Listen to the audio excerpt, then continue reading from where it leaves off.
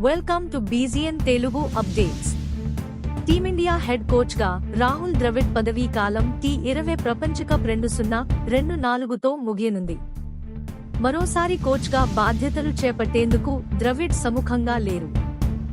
దాంతో head coach పదవి కోసం బీసీసీఐ ఈ నెల ఆరంభంలో నోటిఫికేషన్ రిలీజ్ చేయగా ఆఖరి గడువు మే 27న ముగిసింది.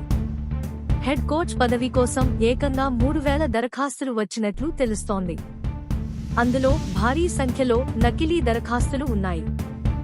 భారత ప్రధాని నరేంద్ర మోదీ, కేంద్ర హోంమంత్రి అమిత్ షా, క్రికెట్ దిగ్గజం సచిన్ టెండూల్కర్, భారత మాజీ కెప్టెన్ MS ధోని, స్పిన్ మాంత్రికుడు హర్భజన్ సింగ్, మాజీ డాషింగ్ ఓపెనర్ వీరేంద్ర సెహ్వాగ్ పేర్లతో కొందరు ఆకతాయిలు ఫేక్ అప్లికేషన్లు పంపారు.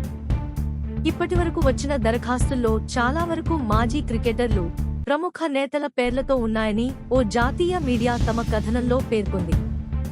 ఫేక్ అప్లికేషన్లను తొలగించే పనిలో బీసీసీఐ పడింది. టీమిండియా హెడ్ కోచ్ పదవి కోసం వచ్చిన దరఖాస్తుల పరిశీలన అనంతరం వ్యక్తిగత ఇంటర్వ్యూలు ఉంటాయి. ఆ తర్వాత కొత్త కోచ్ గురించి ప్రకటన ఉంటుంది.